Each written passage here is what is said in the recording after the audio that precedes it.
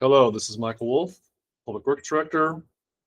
This item is the Public Works Workshop for the November 3rd City Council meeting. If you take a look at our overall department numbers, you can see them on the screen. We have over 540 employees, a $270 million operating budget, and a $700 million 5-year capital improvement program, which is approved into your increments. And this is for fiscal year 25-26. Because we have a very large department, we've broken the workshop into 2 days. The first day will be the utilities and enterprise funds. You can see those items on the screen there. And the second day, which will be later this month in November, will be capital projects, maintenance, and operations. So let's start with water and recycled water. Our potable water, our drinking water, comes from 3 sources. You can see them on the screen there. About 30% to 40% comes from the State Water Project up north through Metropolitan and our Met member agent, Cayugas Municipal Water District. And the remaining water is pumped from the ground, whether that's pumped through Oxnard's own groundwater wells or United Water Conservation District's wells. Here's the types of customers that we have for water, for potable water, residential, all the way through agricultural. You can see on the screen, we have about more than 43,000 customers. And approximately 85% of those are residential customers. So let's talk about how we serve the community. We do that through a lot of critical infrastructure. You can see some photos on the screen there. Starting on the left, we do have a desalter. That's our groundwater desalter, labeled water treatment facilities. The AWPF, which is our recycled water plant. And we also have several blending stations where we mix the sources of water. That's one of our blending stations of 6. And then we also have, as mentioned before, groundwater wells where we extract groundwater. We also have lots of underground piping, about 500 miles of underground piping. And we have state licensed qualified staff that manage and operate the system. So with all that infrastructure and all that staff, we produce and treat approximately 23 million gallons of water per day. We also get, throughout the year, 57,000 requests, and that could be anywhere from turning on services to leaks. And we do events, educational events. We also provide residents with conservation devices and information.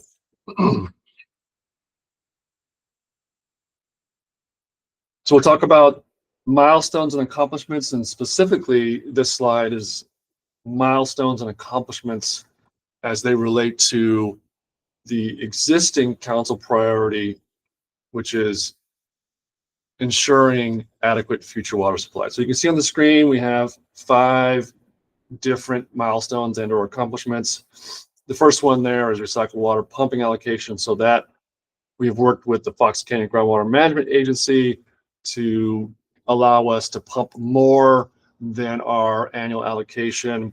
This is associated with our advanced water purification facility. We deliver water to agricultural customers. They provide us an equivalent amount of groundwater pumping, and so we're able to pump more groundwater, which is our least expensive source of water, and allows us to keep our costs as low as possible.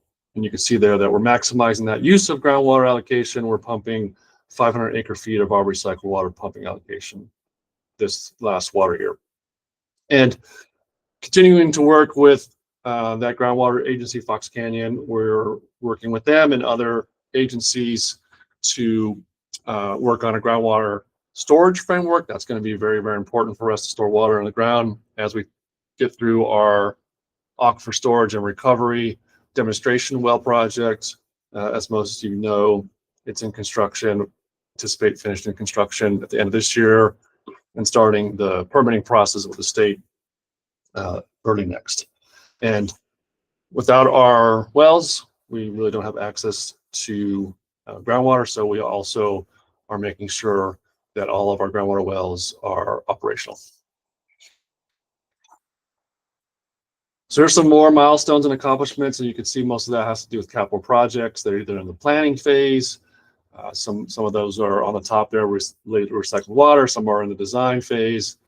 You can see there we have the desalter upgrade, which is for groundwater, or specifically the cast iron pipe replacement project. We have a lot of aging infrastructure that needs to be addressed. And then some of the projects we just completed, the large one being the advanced meter infrastructure project. So what are the challenges and roadblocks with water and recycled water? One of the first things that comes up is the groundwater basin adjudication. That's the legal process that we're going through. Not only the cost of that adjudication, but potentially the potential at the end of this to have less water rights to pump, which could affect the cost of our water. Obviously, we don't control the weather, so we have outside influences like the weather, and that not only affects how much our customers purchase, but also potentially affects how much water can be delivered through the state water project. We see lots of changes in funding and costs. So as costs go up, we have to address those issues as well. On the right-hand side of the slide, you'll see a couple things related to regulations and regulatory agencies. So we have to make sure that we're meeting all the permits and permit requirements, and a lot of those are unfunded mandates. The regulatory agencies that we work with, I mentioned one before, which is the Fox Canyon Groundwater Management Agency. They often provide rules and regulations that we have to abide by, and those things typically relate to restrictions on what we can and can't do. And then the last thing I want to talk about on this slide is the CIP program execution factor in our cost of service for our rates. In order to keep our rates as low as possible, we recommend to the City Council, which was approved, a slower pace on our capital improvement program, and it was at approximately 25 to 35%, depending on which fiscal year you looked at. And so we're not executing our capital projects on a 100% pace every year, so we need to make sure that we're mindful of that and not get too much deferred maintenance as we are on a slower pace with our capital projects because of the lower rates that we have. So looking forward, what are our community needs and our future priorities? We recommend that we continue the current priority, which is ensuring adequate water, future water supply. And we do that with a couple of things that you can see on the slide there, making sure we have reliability in our sources of water and making sure that those sources of water are economically sound, and they are diversified, if you will, from different sources. And how do we do that? We do that with making sure we have our capital projects done, making sure we have access to groundwater, have access to import water to the greatest extent possible, and addressing the deferred maintenance, making sure that we don't miss out on access to certain sources of water because we have pumps or motors that may be down because of deferred maintenance. We are, again, working on our ASR permitting process, so that would be a key future priority for the water division to make sure we have access to that, which will potentially help with our groundwater adjudication process if we do get a reduction in our groundwater allocation, being able to store water in the ground that we put there from our recycled water plant. And then an important piece of this is to meet and maintain all existing and any new future regulations, and some of those could be like the forever chemicals, and the key there is like PFAS or PFOS. Okay, as we move forward, we can take a look at wastewater. So transitioning to wastewater, you can see that on slide there, a picture of the wastewater plant. It treats 17 million gallons of wastewater a day, and then that produces roughly 140,000 pounds of biosolids a day. So how do we serve the community from a wastewater perspective? It's more than a city plant. It's a regional plant. So our customers are more than the city of Oxnard. You can see there we serve the city of Port Hueneme, Challenge Beach Community Service District, the Navy bases, and some of the unincorporated counties, county areas. Have over 400 miles of pipe. We maintain a lot of lift stations. You can see on the screen about 15. And we also have well-qualified, state-certified operators. We don't have all of our positions filled, and I'll talk a little bit about that more later. Here's some of our most recent milestones and accomplishments. You see a lot of studies on there. As you can imagine, a very complex operations at the wastewater plant. So we're looking for efficiencies, whether that's addressing new regulations or industry changes. So we're doing a lot of studies to try to address those things.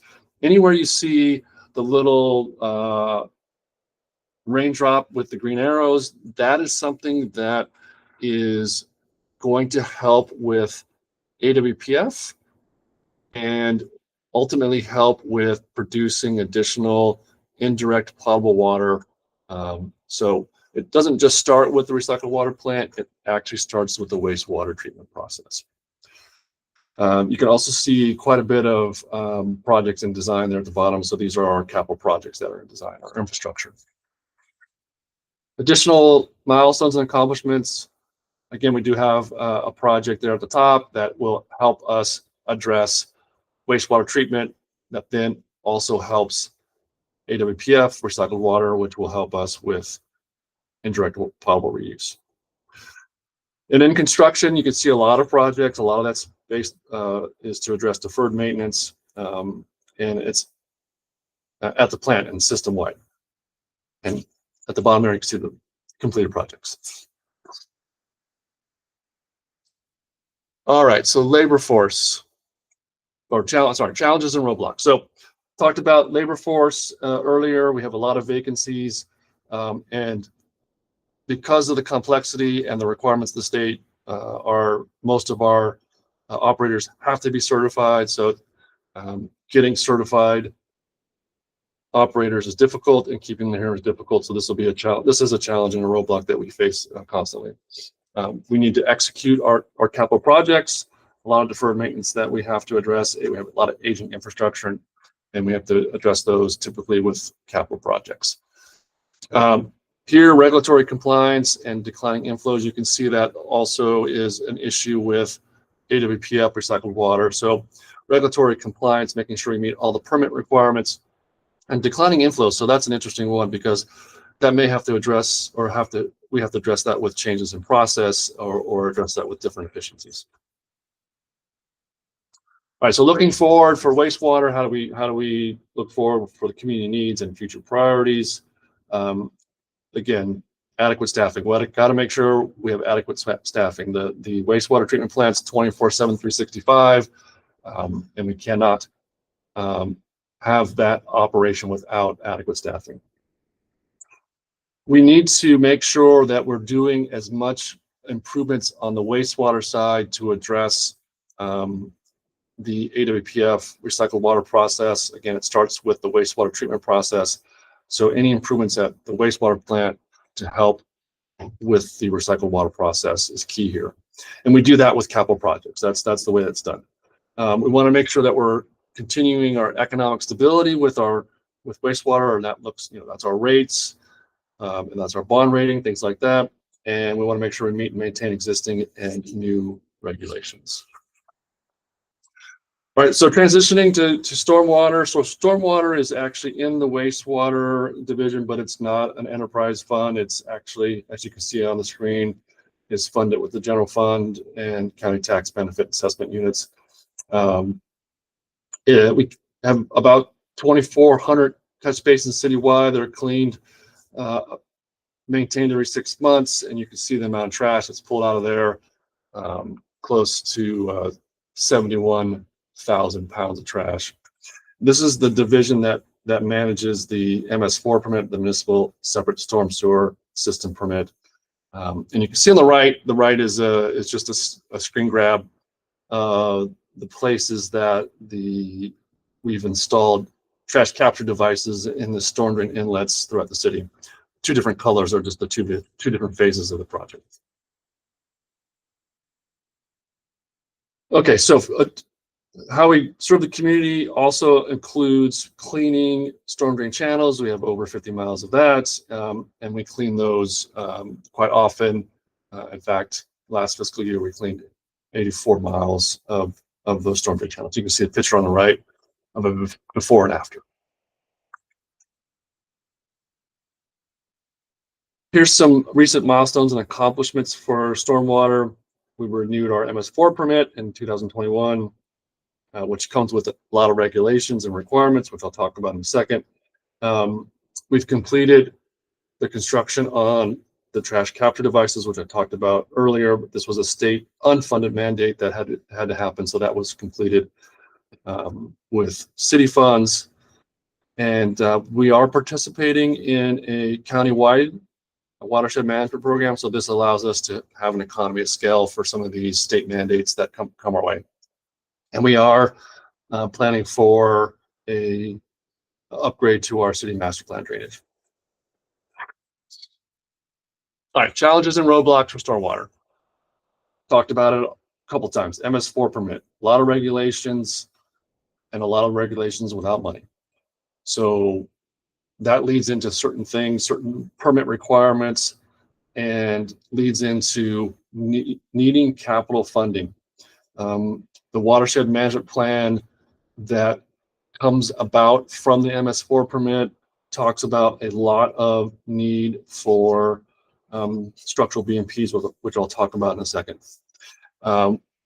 More challenges is just a lot of maintenance on channels and storm drains. We have a lot of trash and debris in our storm drains and channels, and a lot of vegetation that has to be cleaned and cleared quite frequently. And the regional coordination that we have to have. So as you can imagine, rain just doesn't fall on Oxnard, it falls across the county. And so the watersheds cross jurisdictional boundaries. So we have to be coordinating with regions, and their priorities may not necessarily be Oxnard priorities. So looking forward, the biggest community need and future priority for stormwater is funding. When I say funding, the MS4 permit and the watershed management plan, in order to meet certain requirements, a lot of that's going to be constructing best management treatment processes, which are large capital projects. So funding will be key in meeting those requirements. And you can see there the capital project and deferred maintenance is going to be key to that. And again, just meeting and adjusting to any new state regulations. The state comes out with new regulations a lot, and they are typically unfunded. All right, next is our environmental resources. That handles our solid waste, which a lot of people just are, as known as trash, but it's more than trash. You can see on the bottom of the slide, recyclables, yard waste, food waste, and then our municipal trash. So we do have weekly collection of residential services. We have our Del Norte transfer station, and we deliver that transfer material to several places throughout the county once it's done being sorted at the MRF.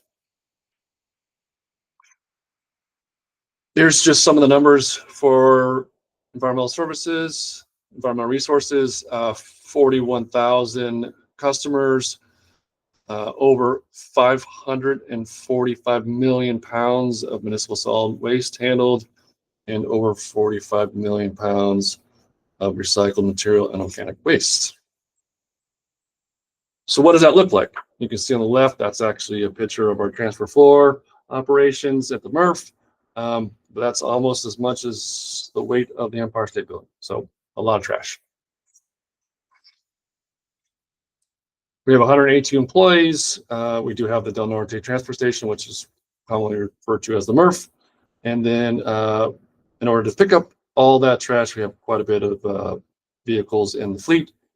Most of those are obviously trash trucks. Environmental Resources also does a lot of outreach. So we do educational outreach to the community. You can see some photos up there. A lot of events with the youth.